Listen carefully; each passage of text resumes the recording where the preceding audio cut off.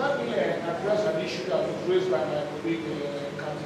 We talked about capital funds. And we want to know what the capital funds are. I think the capital funds are where the world has been. The truth of the matter is we live in a dynamic situation, dynamic times. Times are changing. 20, 25 years ago, we talked about capital and we absolutely focused on it all the time. At this point in time, 20 years from the original discussion, we shouldn't be talking about cabotage at that point in time. We should have absolutely passed cabotage, and we should have been talking about building a viable international trading fleet. Because if you look at the structure of Nigeria's trade, about 90-something% of it is carried in foreign ships. Why would we then continue to ignore that bulk of the business, and then we're talking about 5% which constitutes cabotage? We did talk about the money to buy cabotage vessels. If the money didn't come out enough, we should modify that policy requirement to take into account where we are now. What kind of ships do we have? What is the structure of our trade? Because there's a correlation between the structure of cargo that comes into our country and goes out, and the structure of vessels that will serve that economy. So I think it's very important that we make that distinction. We cannot continue to go talk about bring that money. It creates a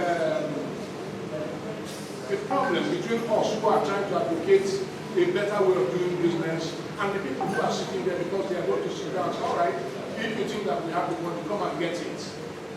It's not going to work.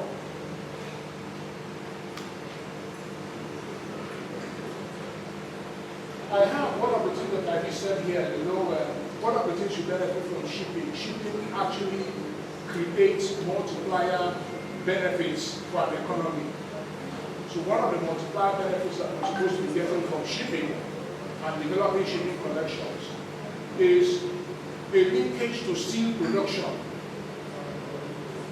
But we lack domestic steel production capacity, even though we need steel to build ships. That linkage benefit that is there traditionally is absolutely foregone. They're not doing anything with it.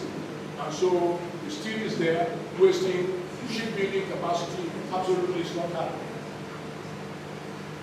Insufficient private sector participation, limited private sector involvement in maritime development hinders modernization and the expansion of ports and logistics infrastructure. It's just a statement. It will be a good idea to bring in private sector to absolutely cohabit with government so that they bring in the way that they do business. How do you borrow money? How much do you need?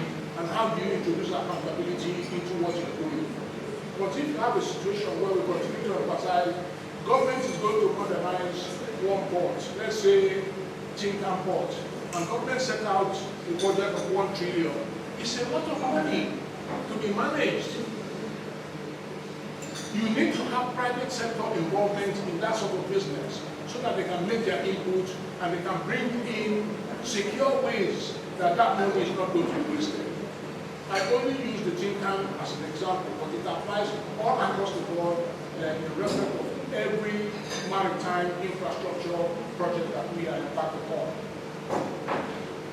Safety concerns. Well, of course, everybody knows what has happened with the inland waterways, where every week almost we are having ships that are capsizing all the time and we are having massive loss of lives. I recall that we were in a function recently.